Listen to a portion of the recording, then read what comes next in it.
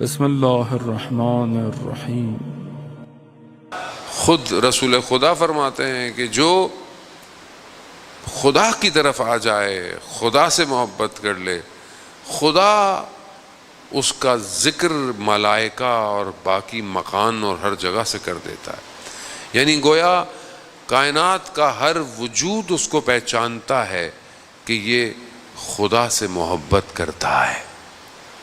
اب ایک ایسا شخص کہ جو اتنا مشہور ہو خدا کی بارگاہ میں، خدا کی مخلوقات میں، کیا اس کی دعا آسمان سے واپس آئے گی؟ نہیں آئے گی۔ لیکن کیا ہم اپنے آپ کو اس محبت کی طرف بڑھا رہے ہیں کہ نہیں بڑھا رہے؟ کیونکہ یہ دنیا کبھی بھی خدا کی محبت کی طرف آپ کو جانے نہیں دے گی۔ دنیا کا کام ہی یہی ہے۔ اللہ نے 1,24,000 پیغمبروں کو کیوں بھیجا؟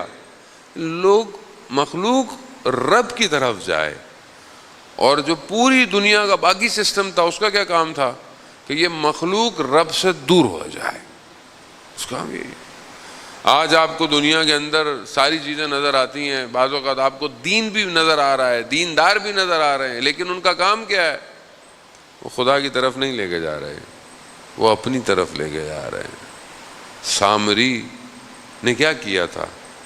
سامری بھی بنی اسرائیل حضرت موسیٰ علیہ السلام کا ماننے والوں میں سے تھا، ان لوگوں میں سے تھا جنہوں نے نجات پائی، لیکن قوم کو کہاں لے گیا؟ کہاں لے گیا؟ اپنی طرف لے آیا۔ خوب ذرا سی انحراف، ذرا سی غلطی انسان کو دور کر دیتی ہے، اور وہ اس گوشالے کی پوجا کرنے لگے اور یہ کہنے لگے کہ یہ موسیٰ کا رب ہے۔ خوب قوم مشکلات میں ہوتی ہے۔ خوب یہاں پر سید الشہداء علیہ السلام نے یہ جو ایک یونیورسٹی کھولی ہوئی ہے جو ہر سال کھلتی ہے، یہ اپنی طرف لے کر آنے کے لیے، اس کی چند کوالٹیز ہیں کہ جو چیزیں کربلا کے اندر واقع کربلا میں ہیں، بہرحال میں وہی آج آپ کی خدمت میں بیان کروں گا۔ پہلی چیز جو کھینچتی ہے، جو لے کر آتی ہے، کہ انسان اس بات پر یقین رکھے کہ اس کے اندر تبدیلی آنا ممکن ہے۔ یعنی آپ سوچیں، کیونکہ آج کل دنیا ہے، مایوسی زیادہ ہے، کوئی پوچھے کہ میں تو چینج نہیں ہو سکتا، خاص طور پہ جوان جو ہے وہ کہتا ہے میں کیسے ہو سکتا ہوں، اور اگر وہ خود جوان سوچنا بھی چاہے کہ میں چینج ہو سکتا ہوں، اس کے دوست اس کو کہتے ہیں نہیں، تم تو کبھی بھی چینج نہیں ہو سکتے، تم اور نماز پڑھو گے، تم اور قرآن پڑھو گے، تم اور اچھا کام کرو گے، خوب دنیا۔ وہ پہلی چیز یہ ہے کہ انسان کو یقین ہونا چاہیے کہ وہ تبدیل، اس کے اندر تحول ممکن ہے۔ آپ دیکھیں کہ سید الشہداء علیہ السلام نے لوگوں کے اندر تحول پیدا کیا ہے، تبدیلی پیدا کی ہے۔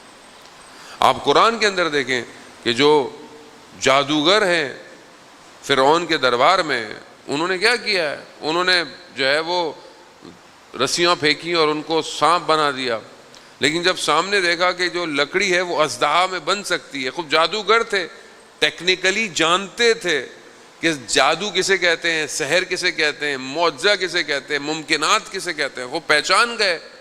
اب جیسے آپ میں سے کوئی آئی ٹی ایکسپرٹ ہو، کوئی ٹیکنالوجی کا ایکسپرٹ ہو، وہ اپنے سامنے کچھ چیزیں دیکھے تو وہ زیادہ بہتر پہچانے گا کہ اس میں یہ پرابلم ہے، یہ صحیح ہے، یہ غلط ہے۔ وہ اس چیز کو جانتے تھے۔ جب انہوں نے دیکھا کہ حضرت موسیٰ نے جو ہے وہ عصا کو پھینکا ہے اور وہ اژدہا بن گیا، تو ان کے وجود میں یہ یقین تھا تبدیلی کا۔ وہ کیا ہوا؟ تبدیل ہو گئے، اور ایسے تبدیل ہوئے، فرعون نے کہا میں ہاتھ کاٹ دوں گا، میں گردنیں کاٹ دوں گا۔ ان کا جو بھی کرنا ہے کرو، موسیٰ کے رب پر ہم ایمان لے آئے۔ خوب یہ یقین ہونا، یعنی کوئی تصور کر سکتا ہے کہ فرعون کے ساحر موسیٰ کے رب کو مان لیں گے؟ نہیں، تبدیلی ممکن ہے۔ دوسری چیز کہ جب انسان تبدیل ہو رہا ہو یا اس کو تبدیل کرنا ہو تو اس کا طریقہ، اس کا راستہ، یہ بہت امپورٹنٹ ہے۔ کس طریقے سے جو ہے وہ تبدیل کیا جائے۔ آئیں حضرت موسیٰ ہی کا لے لیتے ہیں۔ جب حضرت موسیٰ فرعون کے پاس جا رہے ہیں تو قرآن نے حضرت موسیٰ کو کیا ڈائریکشنز دیے. مطلب آپ کے سامنے فرعون جیسی شخصیت ہو جس نے ظلم کیا, بنی اسرائیل کو شکنجے میں رکھا, حضرت موسیٰ کو کتنی تکلیف ہوئی, ان کو نکلنا پڑ گیا, اس کے بعد اب آپ جا رہے ہیں, آپ خدا کے نمائندے بھی ہیں, پاورفل بھی ہیں, سب کچھ ہے, تب آپ کیسے جائیں گے؟ ہم میں سے اگر کسی کو موقع مل جائے کہ کسی کو صحیح کرنا ہے, کیسے جائیں گے ہم؟ مگر قرآن حضرت موسیٰ سے کیا کہہ رہا ہے کہ جب موسیٰ کے پاس جانا تو قول لعین یعنی آرام سے گفتگو کرنا. یعنی خدا فرعون کو بھی موقع دینا چاہتا ہے, طریقہ ہے.